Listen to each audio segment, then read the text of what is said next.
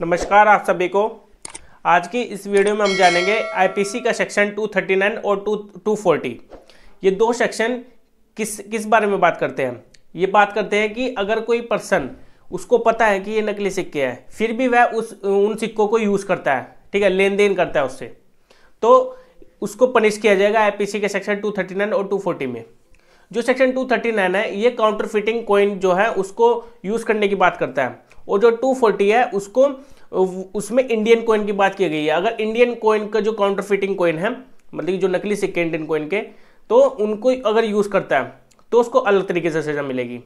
इन दोनों में अलग अलग सज़ा है, ठीक है। जो 239 है उसमें कम सज़ा है, जो 240 है उसमें ज़्यादा सज़ा है, ठीक है। तो चलिए दोनों को जानते हैं। जो सेक्शन 239 है इसकी बेरेक लैंग्वेज में आपको पढ़ा देता हूँ। Delivery of coin possessed with knowledge that it is counterfeit.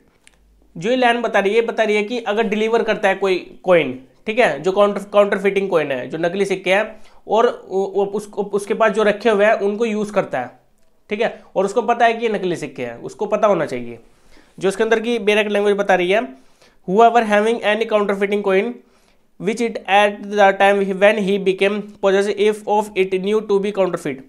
देखिए यहाँ पर भी लिखा हुआ, उसको पता होना चाहिए इस बारे में कि वो नकली सिक्के हैं, ठीक है, फिर भी वो लेन देन करता है उससे, तो उसको पनिश किया जाएगा।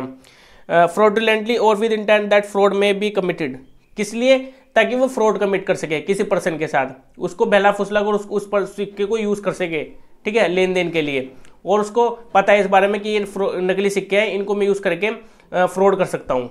Delivers the same to any person, और वो डिलीवर करता है किसी अदर पर्सन को, और attempts to induce any person to receive it shall be punished with imprisonment of other description for which may extend to 5 year and shall also be liable to fine. उसको 5 साल तक की सजा मिलेगी अगर वो फ्रॉड कमिट करने की सोच रहा है उन नकली सिक्कों का यूज़ करके, ठीक है, क्योंकि उसको पता है इस बारे में कि अगर वो नकली सिक्कों का यूज़ करेगा दूसरे पर्सन के साथ तो उसको लॉस ही होएगा, ठीक है। अगर वो उससे कोई चीज़ ले रहा है, बदले में वो उसको नकली सिक्के दे रहा है, तो ये एक फ्रॉड है, ठीक है, उसको फ्रॉड के अंदर गिना जाएगा।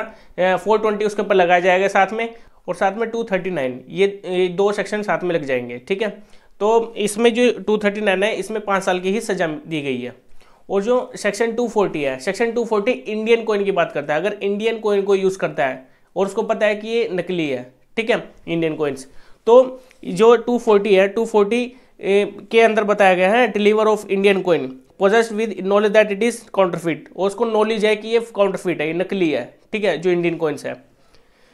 whoever having any counterfeit coin which is counterfeit or Indian coin and which it at the time when he became possessed of it he knew to be counterfeit fraudulently or with intent that fraud may be committed। यहाँ पर भी ये लिखा है कि वो fraud commit करने की सोच रहा है किसी पर्सन के साथ, उसके साथ लेन देन करने की सोच रहा है, और उसको पता है कि अगर वो दूसरे पर्सन के साथ लेन देन करेगा तो उसके साथ फ्रॉड होएगा, क्योंकि उसको लॉस ही होगा एक किस्म से, ठीक है।